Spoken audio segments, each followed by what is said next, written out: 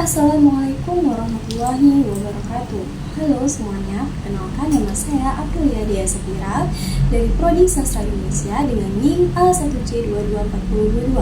Di sini saya akan mempresentasikan sebuah materi tentang makna, referen, perbedaan makna, maksud, tanda, dan lambang.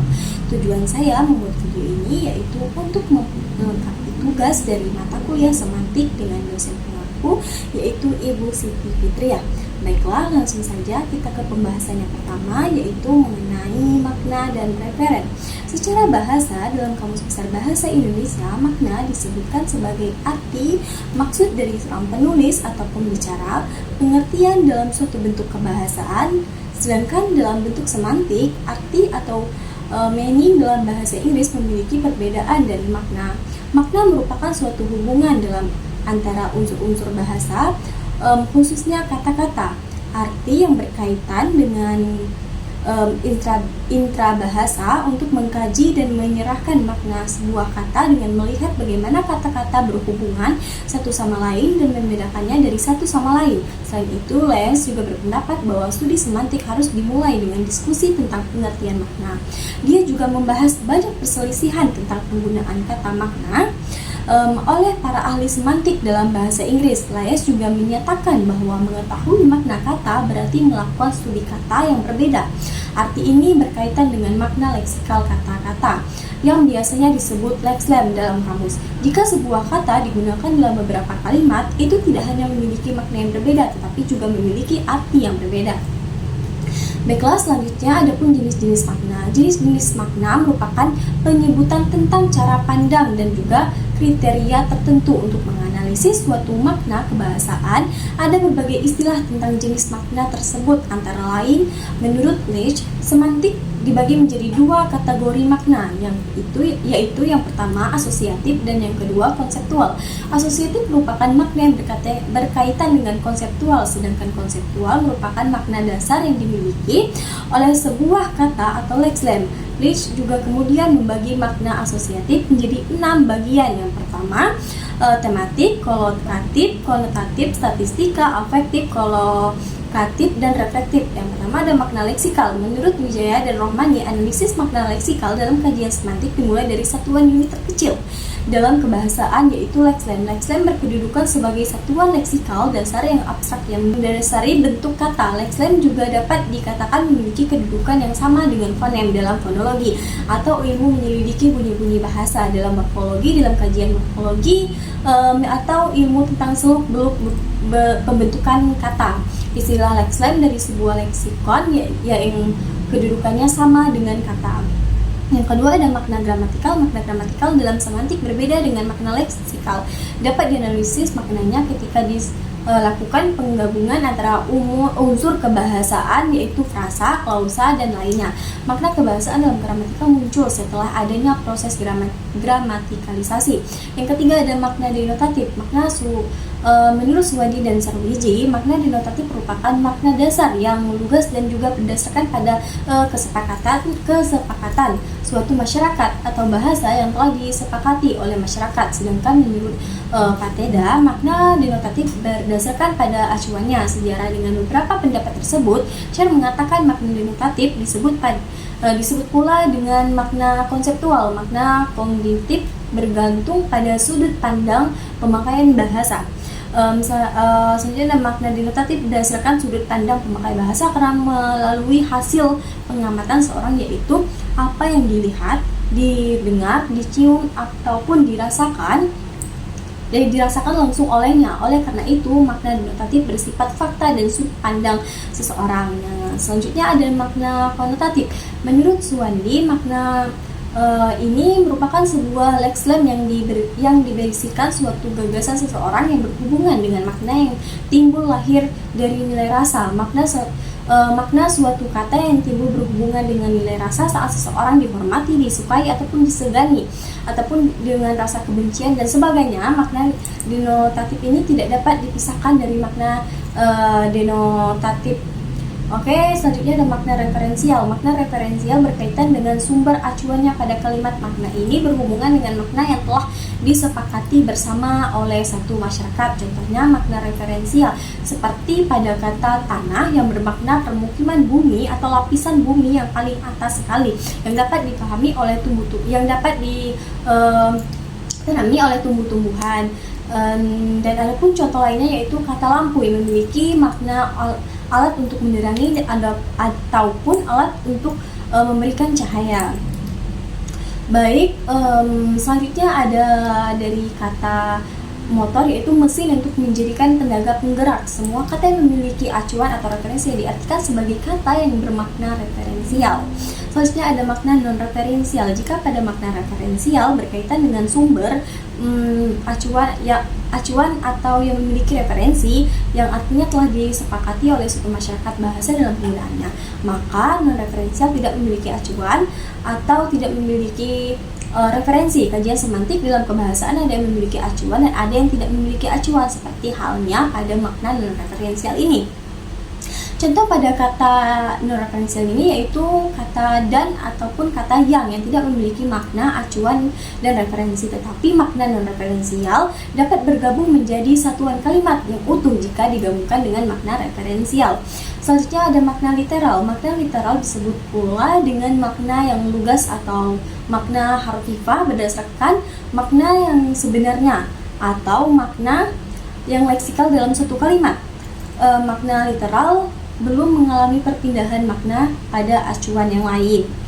Selanjutnya ada makna figuratif.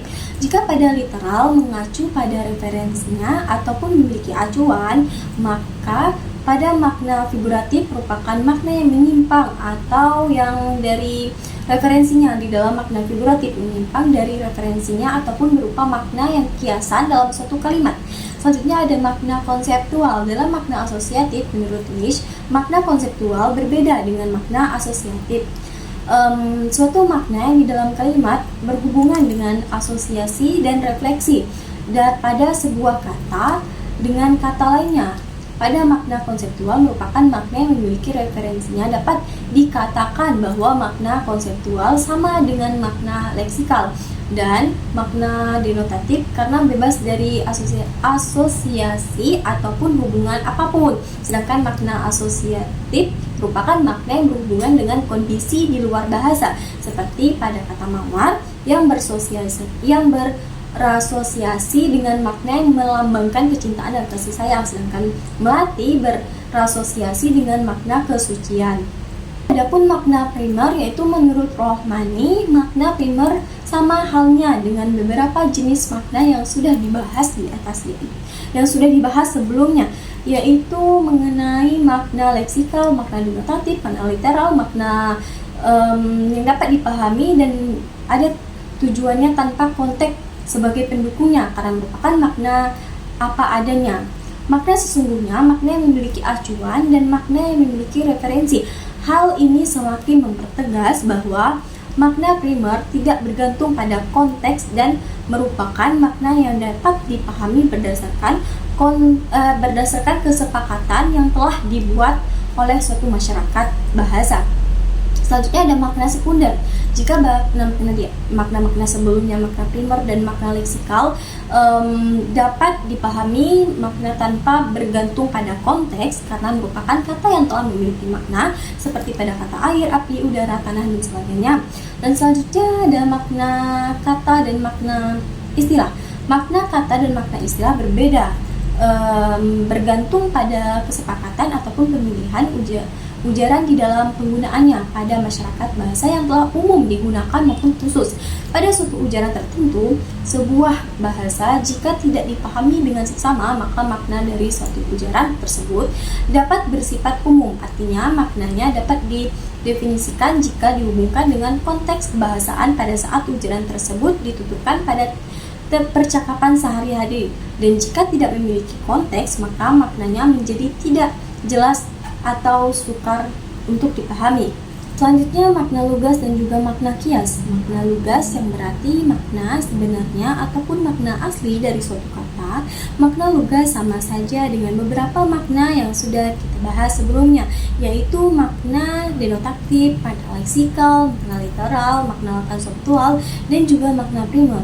Sedangkan makna lugas seringkali bertentangan dengan makna kias, seperti contoh pada kata bekerja yang memiliki makna lugas melakukan suatu pekerjaan ataupun perbuatan. Sedangkan pada makna kias pada contoh kata bekerja tersebut bermakna bekerja keras dengan bersusah payah tetapi tidak dihargai. Baiklah, selanjutnya ada perbedaan makna, maksud, tanda, dan lambang. Seperti yang sudah saya jelaskan sebelumnya bahwa makna dalam Kamus Besar Bahasa Indonesia disebutkan sebagai arti atau maksud penulis dan pembicara mengartikan dalam suatu bentuk kebahasaan. Makna merupakan suatu hubungan antara unsur bahasa, khususnya kata, arti yang berkaitan dengan intra bahasa untuk mengkaji dan juga menyerahkan makna sebuah kata dengan melihat bagaimana kata berhubungan satu sama lain dan membedakannya dari yang lain. Selanjutnya masuk ke maksud. Maksud menurut Effendi merupakan gejala luar ujaran yang dilihat dari segi subjek ataupun pengujar. Hal ini menyatakan bahwa maksud dilihat dari segi pengujar atau yang berbicara, di mana suatu ujaran yang baik berupa kalimat atau frase itu berbeda dengan makna lahiriahnya. Dalam bukunya menyebutkan bahwa maksud merupakan makna kata, kalimat, frase bagi penutur dan juga pendengar pada saat peristiwa komunikasi itu terjadi. Makna dan merupakan gejala dalam ujaran menyatu pada tuturan kata ataupun kalimat, sedangkan maksud merupakan gejala luar dilihat dari segi subjek ataupun pembicara. Selanjutnya ada tanda. Dapat dikatakan lex lem yang secara langsung dapat diikuti bentuk lain, misalnya tanda baca, tanda bagi, tanda bukti, elips gambar, ataupun yang digunakan sebagai tanda lambang suatu partai untuk golongan masyarakat yang tampil seperti konsisten dalam pemilihan umum. Tanda hubung, tanda koma, tanda kurang, tanda kutip, tanda mata, dan lain sebagainya itu suatu tanda. Dan yang terakhir ada lambang, adalah unsur bahasa yang bersifat arbitrer dan konvensional yang mewakili hubungan subjek dan juga signifikasinya. Kata-kata, kalimat, dan tanda-tanda yang bersifat konvensional yang lainnya tergolong lambang. Baiklah, sekian presentasi yang dapat saya sampaikan. Wassalamualaikum warahmatullahi wabarakatuh.